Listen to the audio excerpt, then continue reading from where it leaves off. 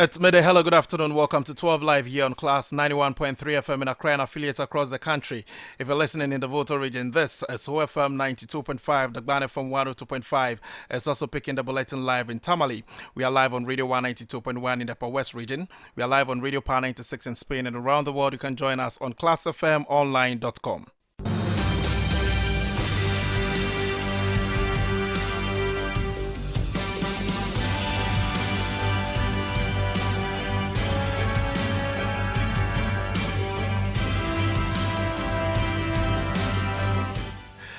This afternoon on 12 Live, Accra Metropolitan Assembly to meet officials of the Transport Ministry and Transport Coordinating Council over unauthorized fares charged by flouting drivers in Accra. Very soon, the mayor is planning to do another major consultation. In the coming days, we will have some consultations. Meanwhile, the Kumasi Metropolitan Assembly is reporting a drop in similar cases within the metropolis. There's been a little reduction in the reportage of illegal charging of lorry fares, but I wouldn't say it is a total stop because we still have some drivers who wouldn't go to the various stations. Also coming up this afternoon, over 300,000 teachers threatened to withdraw their services on August 31 over delayed promotion and salary placements. The successful applicant, though that has been promoted, must be put on payroll on or before 31st August 2026. Failure to do this is tantamount to the declaration of war. Still to come, James Agaga assumes office as new majority leader in Parliament as he promises to build consensus in the House. I'd want to assure Honorable Afenyo Markin and the entire minority bench that my approach in this House would hinge first on consensus building. Now we'll hear from the minority leader who has pledged not to obstruct but to support the newly sworn-in majority leader. I'm saying that you can find in me a friend. My job is not to obstruct you. My job is to offer a different lens to things you may not see. So don't be worried at all.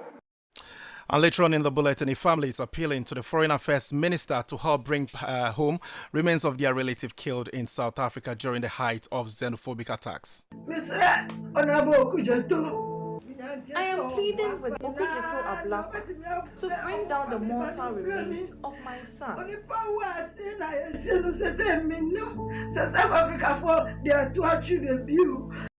And in some news beyond the borders of Ghana, Zambian opposition leader detained by police over treason allegations. We have details to these stories and some others coming up in the next 30 minutes.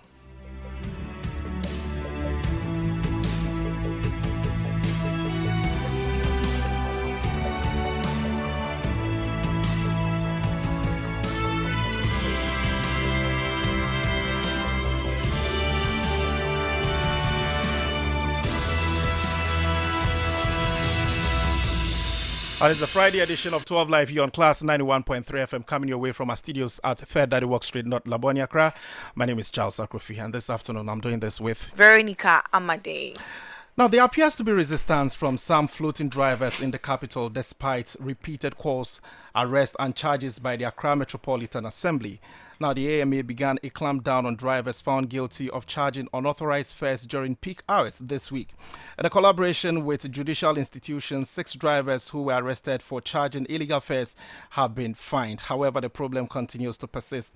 The AMA has therefore announced plans to meet with the Transport Ministry, the Ghana Road Transport Coordinating Council and other stakeholders in the coming days to find a lasting solution to the problem. According to the Assembly, despite deploying task force to restore order, these drivers continue to flout the law. Speaking to Class News, the head of public relations for the Accra Metropolitan Assembly, Gilbert Ankra, said the mayor, Michael Kpakboaluti, has initiated processes with the relevant bodies to address the matter urgently. The consultation is still ongoing.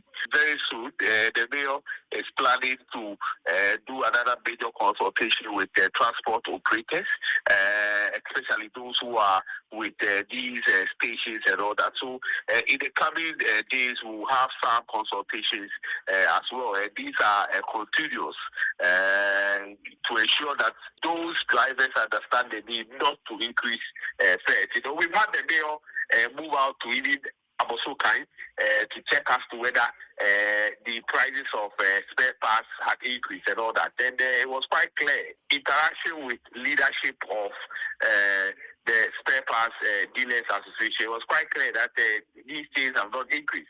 And as such, as city and as a mayor, measures have been put in place to ensure that some of these things are. So continuous engagement is quite key with our stakeholders, and we are continuing to ensure that we deal with the issues in that direction. So that was the Accra Metropolitan Assembly PRO Gilbert Ankra. Now in the greater Kumasi metropolis, the situation is similar as illegal transport fare charges continue to be recorded despite efforts by the Kumasi Metropolitan Assembly to curb the practice. For Kumasi, cases have reportedly declined, but the problem has not been completely stopped.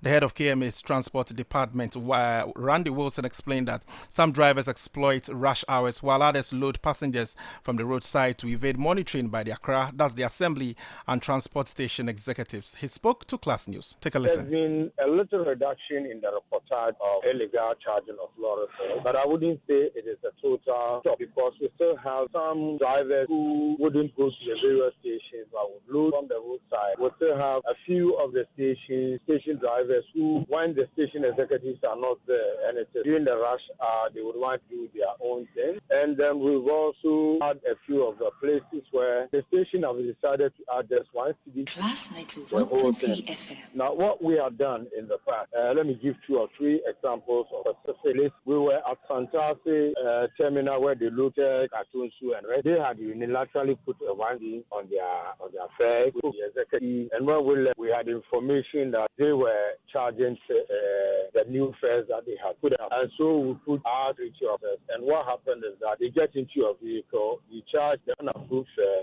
and the vehicle is arrested. We picked a few of them. The rest of the drivers went on strike, setting against the action, saying that if we do not allow their members to come, then they wouldn't load. I had information from Barikesi area that if they are not going to be allowed to charge extra fares, they were not bringing anything home. Barikesi is outside KMA's jurisdiction, but they still report on some of these things to us. And that was Randy Wilson. He's the head of transport department for the Kumasi Metropolitan Assembly. Let's get onto the phone lines now and speak to the General Secretary of the Ghana Private Road Transport Coordinating Council, Emmanuel Ohene Yeboah. Mr. Yeboah, good afternoon. Thank you very much for your time with us on 12 Live. Hello, Mr. Yeboah, can you hear me? Right. We seem to be having a difficult time getting through to Mr. Yeboah on this development, but of course, we're scheduled to speak to him. As and when we get him, we're still working on the phone lines. As and when we get him, we'll bring him on and then put matters into proper perspective. But this is 12 Live here on Class 91.3 FM. Let's turn attention to some other developments. Let's move to education because more than 300,000 teachers are expected to withdraw their services from Monday, August 31, 2026, following prolonged delays in placing promoted teachers on the appropriate salary scale.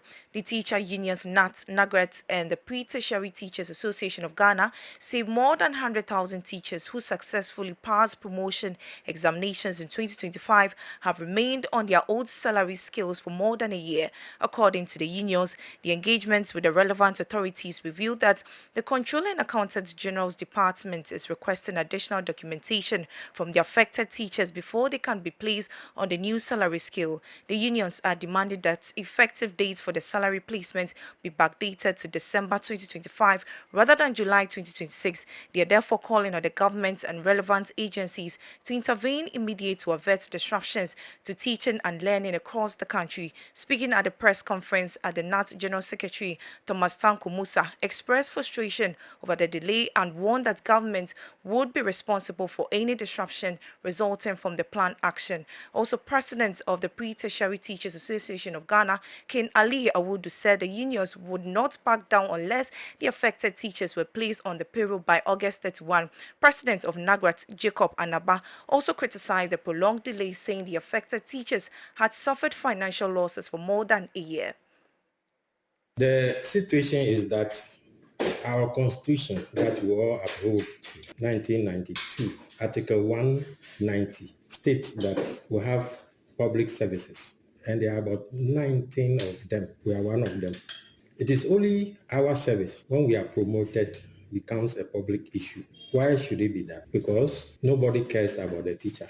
Nobody thinks about us. If we are promoted, it should be placed on scale immediately. It is done in the other services. Why is it that the teaching service we don't have it? So our teachers have been promoted. In fact, they suffered for more than 1 year, not being promoted. Now they have been promoted, and they are asking them to bring certain documents. In the first place, you asked them to apply. They did.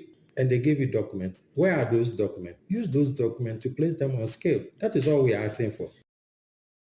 You heard the General Secretary for NAT, Thomas Tanko, but let's take a listen to the President of the Pre-Tertiary Teachers Association of Ghana, King Ali Awudu. The teacher was due for promotion in September 2024. The teacher was not promoted. And then in December 2025, aptitude test was made available for the teacher to write. The teacher wrote the aptitude test for promotion in December 2025. The results for the exams was released in April 2025. 2026. The teacher was not put on payroll after the results has been released. And the teacher is supposed to be put on payroll in August 2026. GES comes out and says that as the norm, the teachers will all automatically be put on payroll in August 2026. Only for us to be told that one, Controller and Accountant General had issued a directive that they will not allow GES to continue the status quo of using the list of successful applicants in promotion to be put on payroll. To us as leaders of the teacher unit, we are asking for two things. One, we are not accepting the July 2026 substantive date. We are asking that the substantive date be moved to December 2025. That is one. And then two, by hook or crook, the successful applicant, those that has been promoted, must be put on payroll on or before 31st August 2026. Failure to do this is tantamount to the declaration of war. You heard the president for the Pre-Tertiary Teachers Association of Ghana, King Ali Awudu.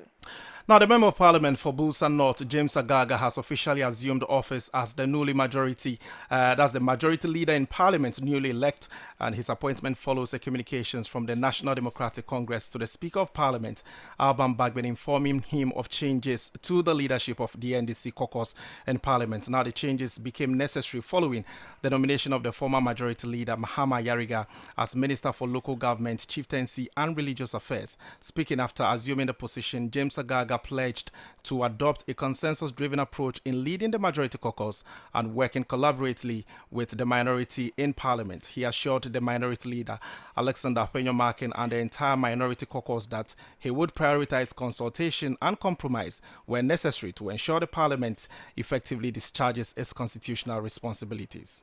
I'd want to assure Honorable Penyomakin and the entire minority bench that my approach in this House would hinge first on consensus building. I mean, we can make compromises as and when necessary. And I assure you, I'll give it to you. I would reach out, I would consult, but at the same time, I would work to ensure that the reset agenda of our president is accomplished for the betterment of all of us. So that was the newly elected, that's the newly appointed majority leader in Parliament, James Agaga. Then for his part, the minority leader, Penyomakin, pledged not to obstruct Agaga, but to offer friendship and support as he takes on leadership role. When everybody else says otherwise, you know the truth, but you can't speak the truth. However, the man up there, seated in the east of this honorable house, oftentimes when I feel lonely, I say to myself, Betting report. But he survived. You can find in me a good friend. You see, James, those who have not gone through the process of being leaders will not understand what I'm saying. They have not been part of our club. They are not part of it. So when we are talking about friendship, their interpretation is different. But you will soon be introduced to the code of leadership. And I'm saying that you can find in me a friend. My job is not to obstruct you. My job is to offer a different lens to things you may not see. So don't be worried at all. My job really is to turn this minority into majority. That really is my job. But please, James, as you come, don't attempt to infiltrate my back. That was Minority Leader in Parliament, Alexander Apenyo-Markin there. Now, Parliament yesterday approved the ministerial nominees following their vetting by the Appointment Committee after President John Mahama's cabinet reshuffle announced on August 7, 2026. The committee also vetted 3 nominees for the Supreme Court in proceedings marked by notable revelations and a dramatic clash between the majority and minority. There's more in the following report. Following President John Mahama's announcement of the cabinet reshuffle on August 7, 2026, Parliament's Appointment Committee yesterday, August 27, 2026, vetted 2 ministerial nominees alongside with 3 nominees for the Supreme Court. The proceedings marked by notable revelations and a dramatic clash between the majority and minority. Former Majority Leader and Boko Central Member of Parliament Mahama Ayariga, who was now the Minister for Local Government, Chieftaincy and Religious Affairs, faced questions on a range of issues, including the controversial National Cathedral project. Mahama Ayariga described the cathedral as a good idea that was badly executed, while indicating that he had no fundamental objection to a national cathedral for Christians. The idea of having a national cathedral is, in my opinion, a wonderful, exciting idea. I don't think there's anything wrong with having a national cathedral for the Christian community in our country. If you are asking specifically about the National Cathedral that President Nana Akufo-Addo, when he was president, initiated, I also don't think there's any problem with the idea. I think it was a good idea that was badly executed. Otherwise, I don't think there's a problem with having a national cathedral. I personally had issues with the location. I thought that the location would rather just increase the traffic congestion. A notable moment during the vetting came when the Minority Leader Alexander Apenyo-Markin asked the former Majority Leader Mahama Ayariga to describe him, prompting a light-hearted exchange between the 2 lawmakers. Mahama Ayariga responded by describing the Minority Leader as a troublesome colleague in an exchange that drew laughter from members of the committee. Anyway, I want to ask you, for those who don't know you and I, if somebody asks you to describe Apenyo-Markin as your opposite number, Ayariga, what would you say? I'm done. I would say he's a troublesome boy. He is indeed troublesome. The committee also vetted Clote Kole, Member of Parliament, Dr. Zenato Ajiman-Rawlings, who has been approved to head the Ministry for Environment, Science and Technology. During her vetting, Dr. Zenato Ajiman-Rawlings outlined an ambitious agenda for the sector, calling for stronger actions against illegal mining. Fight against illegal mining and the subsequent damage it does to the environment and human life are an all of government and all of society imperative. And I do believe that the easiest way to address it is to have effective coordination between the ministries, departments, and agencies. And as you rightly pointed out, all of these activities are happening within the local governance space. And we have the decentralized EPA and all these agencies at that level as well. Proceedings later turned heated during the vetting of the 3 Supreme Court nominees, where the Minority Leader at 3 days' notice before Thursday's sitting, Alexander Apenyo-Markin, challenged the timing of the exercise, arguing that the nominees had been submitted to Parliament on Monday, August 24. My brother, the Minority Leader, has listened to himself. You never said you are moving a motion, but you said you are raising a preliminary objection. And all ears have heard you. So when you raise a preliminary objection, your preliminary objection must be ruled upon. No. That It's different. This is not within his right to rule anything here. Please. What is he going to rule? Open to 268. I moved. You didn't see. Yes. 2683. A motion was moved, registering our preliminary objection. A motion was moved. We had a meeting with the clerk and him in his office. You were there. We all agreed that the nominee for the Supreme Court should be done in October.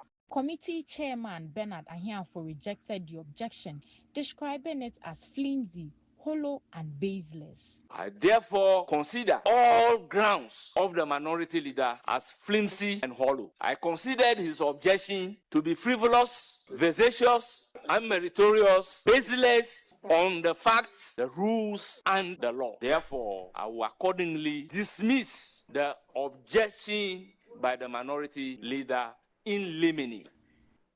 And that was a news desk report. Meanwhile, the Executive Director of Parliamentary Network Africa, Samuel Obin, has questioned Parliament's decision to proceed with a vetting of 3 Supreme Court nominees without applying the 14-day publication principle used in previous appointment. His comment followed a walkout by the minority in Parliament during the vetting of the nominees yesterday. And now speaking to Class News, Samuel Obin noted that although Parliament Standing Orders 21710 requires the names of presidential nominees to be published in a newspaper of national circulation to invite memoranda from the public, the provision does not expressly stipulate a 14-day period.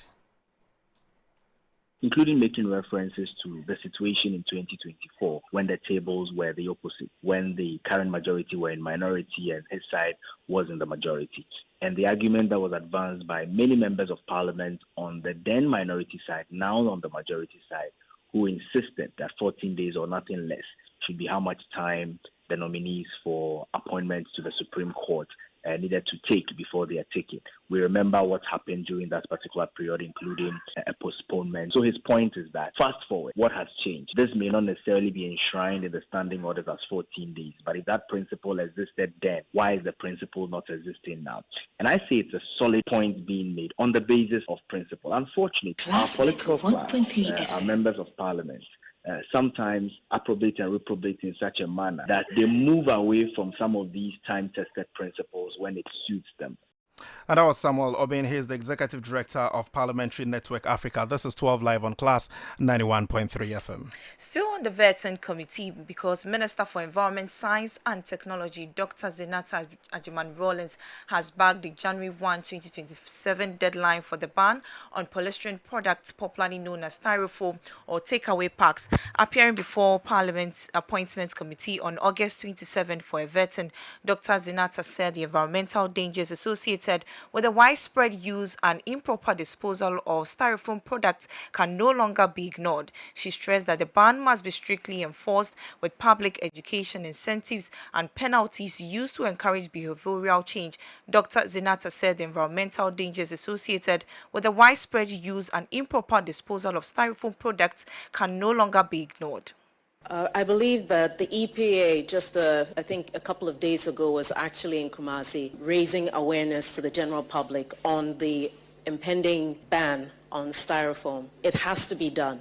I think if not to belittle the issue, but I remember as children when you wanted to go for Antina's rice, you took your own pots to go and buy the rice, and I'm not sure at which point putting plastic within plastic within plastic became the norm. And I think it comes down to a change in behavior. You heard Dr. Zenata Ajman-Rawlings, who is the Minister for Environment, Science and Technology. Now, the Duche jailer family in Bator in the North Tong district of the Volta region is appealing to the Minister for Foreign Affairs, Samuel Okudzeto-Ablakwa, to intervene and help bring the remains of their son, who was shot to death during the height of the xenophobic attacks in South Africa, back to Ghana for burial. The family says their son was allegedly attacked and killed in South Africa in April this year. According to them, despite several efforts to have the remains repatriated back to Ghana, those attempts have so far proved unsuccessful, leaving them distressed and unable to give their son a befitting burial. They are therefore calling on the Foreign Affairs Minister to use his office to engage the relevant authorities in South Africa to facilitate the return of the remains. In this report, I spoke to the family here in Ghana, who shared their pain and frustration over the situation. Take a listen. For close to 5 months, the family of Doche Ejei in Bato, in the northern district of the Volta region, say they've been living with pain words cannot adequately describe. Nash Amonu Jailer, a Ghanaian IT expert and businessman, was reportedly attacked and killed by a group in East London, South Africa in April this year, at the height of reported xenophobic attacks while returning home from work. Nash was the backbone of his family. He was the breadwinner who supported his mother, father, and 5 younger siblings, helping to provide for their needs, getting his younger siblings educated, and ensuring the family could survive. Today, that support system is gone. The family says they have been left shattered and struggling to make ends meet. His mother, Patience Doche Ej, says the family can no longer provide for themselves as they used to and are now surviving largely through the kindness and benevolence of others. We've used all our monies to buy stuff for his burial, so now we have nothing to survive on. We are very hungry.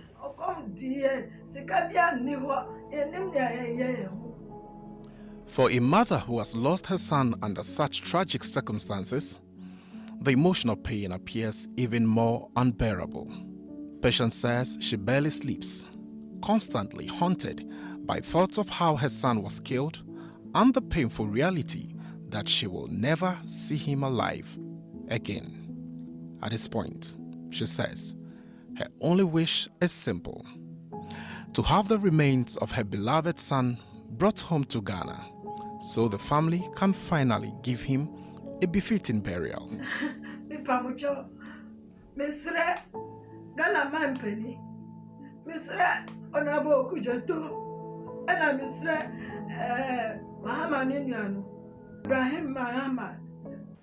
I am pleading with the president, also Okujeto Ablakwa and Ibrahim Mahama, to bring down the mortal remains of my son.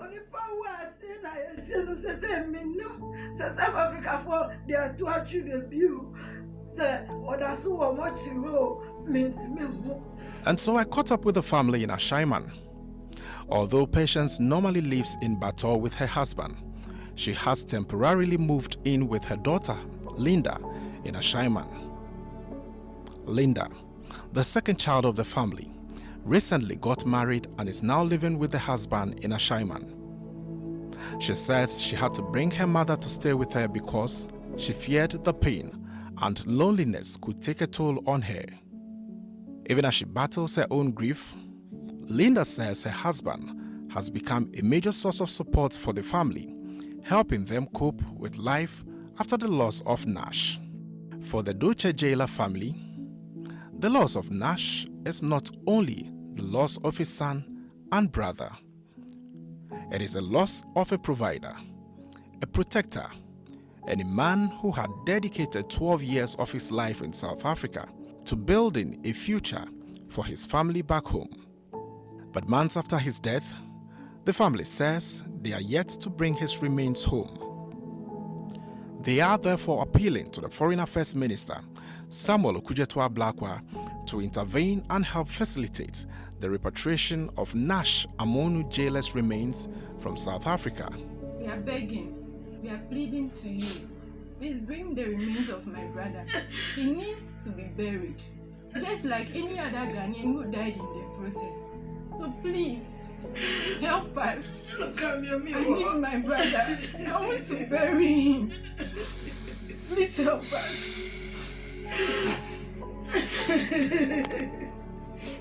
Oh yeah, bro. Me back. Charles Akrofi's report for Class News.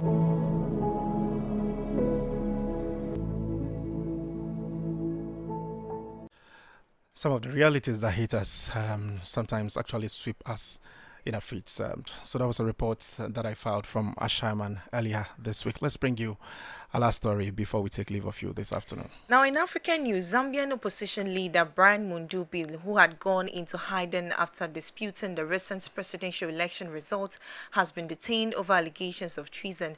The official results from the 13th August poll show that incumbent President Hakainde won with a 60% share of the votes compared to Mudumbi's 38%. The day after the votes, security forces raided a property in the capital, Lusaka, linked to Mudumbi's killing a former cabinet minister and arresting a number of other politicians. The authorities accused the opposition of planning an armed insurgence, which they denied. Well, that'll be it for our package this afternoon. Of course, 12 Live came to you from our studio here at 3rd Daddy Walk Street, not Laboni, Accra. My name is Charles Akrofi, and I did this with Veronica Amade. Remember to always visit Class FM online for some more stories. And today is a Friday. You want to do what you can do for Mother Ghana. Stay positive and stay focused. At 5 o'clock, Kwame Ochi Jr. is going to come your way with 5:05 right here on your favorite dial, Class 91.3 FM. Have a good afternoon.